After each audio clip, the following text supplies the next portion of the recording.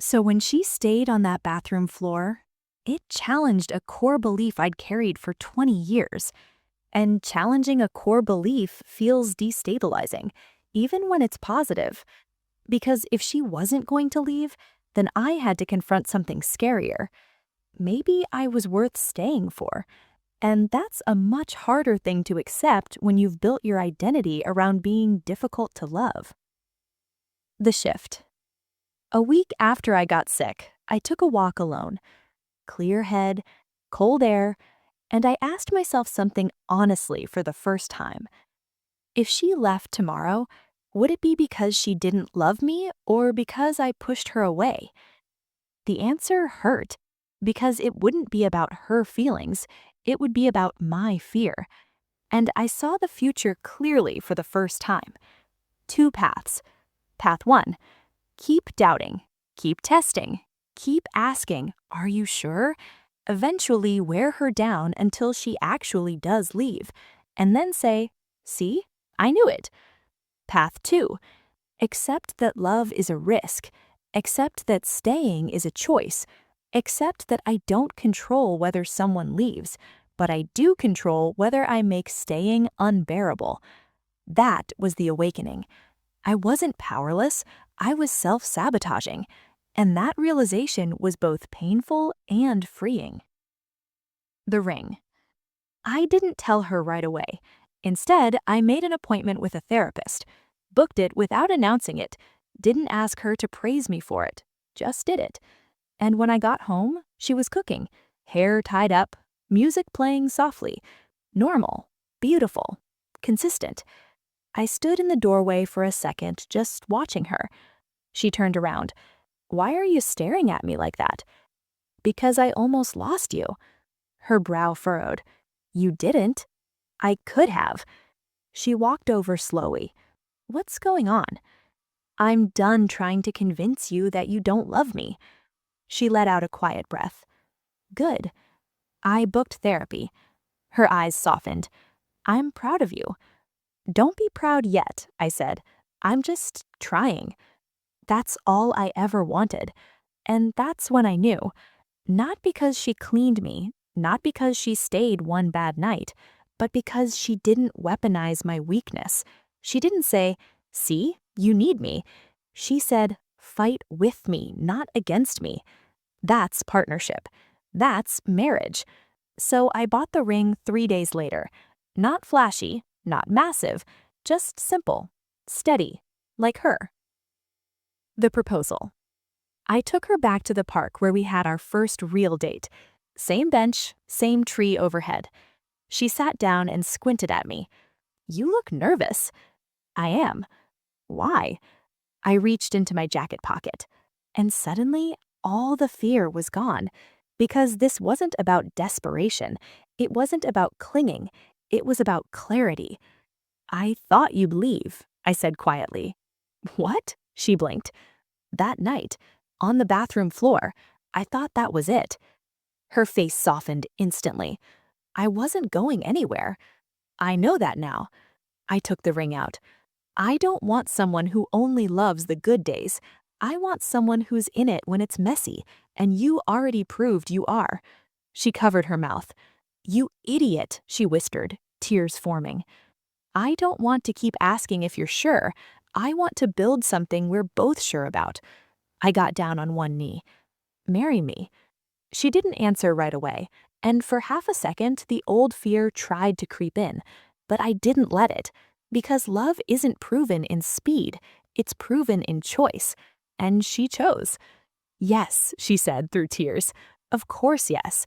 And when she kissed me, something inside me settled for the first time in my adult life, not because I secured her, but because I stopped doubting her. The real break. Here's the thing no one talks about. The real break wasn't between us. It was between me and the version of myself that believed I was unlovable. That version didn't vanish overnight, but it got quieter, because every time I wanted to ask, "Are you sure?" I remembered the bathroom floor. I remembered her sleeves rolled up. I remembered her steady voice.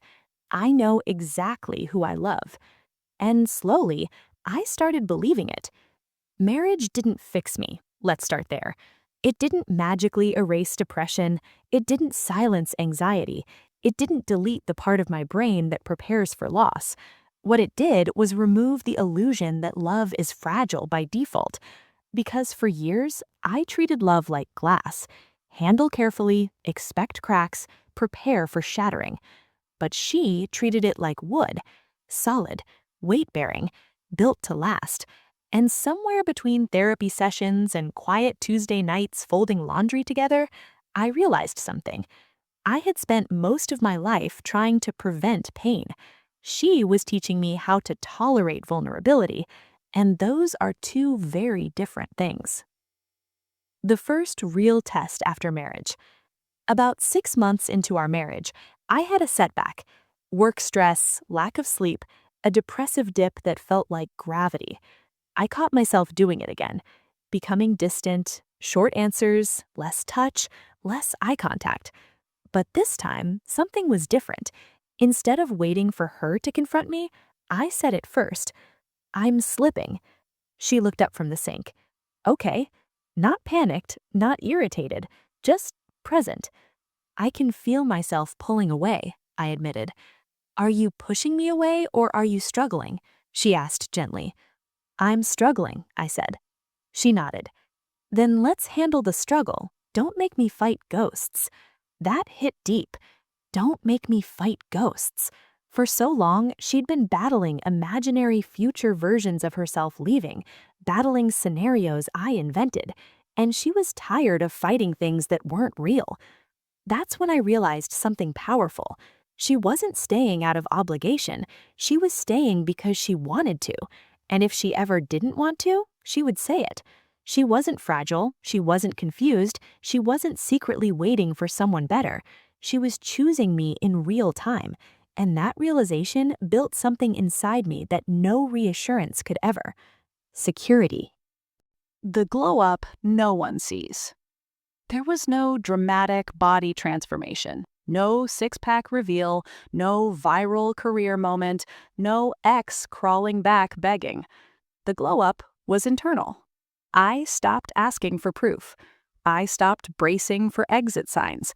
I stopped interpreting silence as disappointment. One night, we were lying in bed. She traced lazy circles on my chest. "You don't ask anymore," she said softly. "Ask what?" "If I'm sure." I smiled into the dark. "I know you are."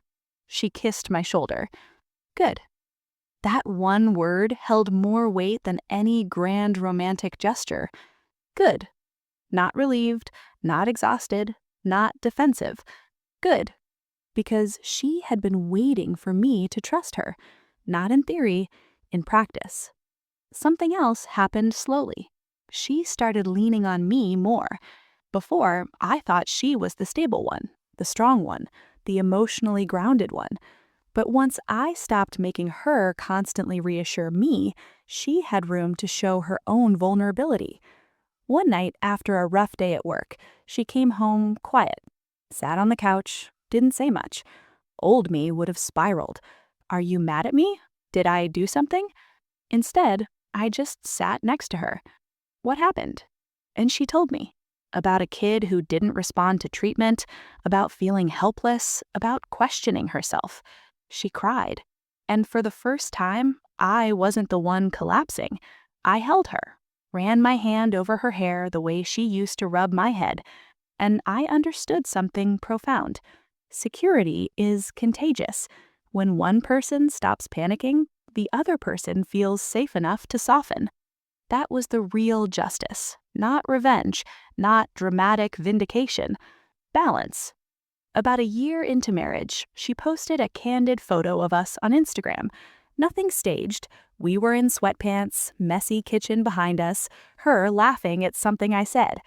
The caption read, "Marrying my best friend was the easiest decision I've ever made." I stared at that sentence longer than I'd like to admit. Easiest decision.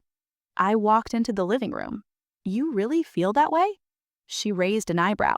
"Why wouldn't I?" "I'm not exactly low maintenance." She rolled her eyes. You're not a project, you're a person. There it was again. She never framed loving me as labor, even when it was inconvenient. And I realized something else. My depression told me love was a burden people eventually drop. But her behavior consistently proved something different. Love is effort people willingly invest. There's a difference. And I had been confusing the two for years.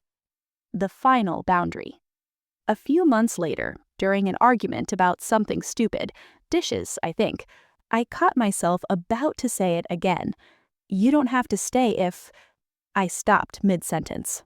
She looked at me carefully. If what? If this is too much. Silence. She didn't get angry, she didn't snap. She just walked closer, put her hand on my chest. I'm not here on a trial basis. That sentence sealed it. Not here on a trial basis. She wasn't renting the relationship. She wasn't evaluating it daily for cost efficiency. She had chosen, and she was done defending that choice. And in that moment, I felt something unfamiliar. Calm. Not fear, not urgency, not desperation. Just calm. Because I finally understood something simple. Love isn't proven in crisis, it's proven in consistency. And she had been consistent from day one. The only inconsistency had been my belief in it. Looking back at the bathroom floor, sometimes I still think about that night. The tile, the smell, the humiliation. And I don't feel shame anymore. I feel gratitude. Because that was the moment illusion died.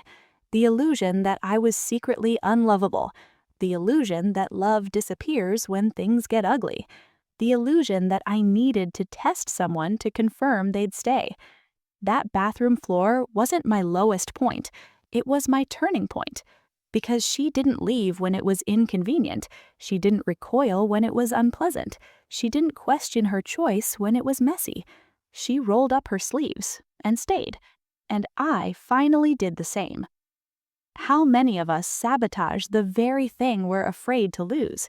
How many times do we ask, "Are you sure?" Not because we want reassurance, but because we're preparing for rejection. How many relationships fail not because love wasn't there, but because insecurity demanded constant proof? Was it ever about whether she loved me, or was it about whether I believed I was worthy of staying loved? How many of us are still lying on metaphorical bathroom floors, convinced that if someone truly saw us at our worst, they'd walk away? And what if the real risk isn't being left, but never fully accepting when someone chooses you? Love isn't about finding someone who never sees your mess. It's about finding someone who sees it and doesn't flinch, and then becoming brave enough to stop asking them if they're sure. If this story felt familiar, if you've ever pushed someone away because you were afraid they'd leave first, I want to hear from you. Have you ever tested someone's love? Have you ever doubted something real?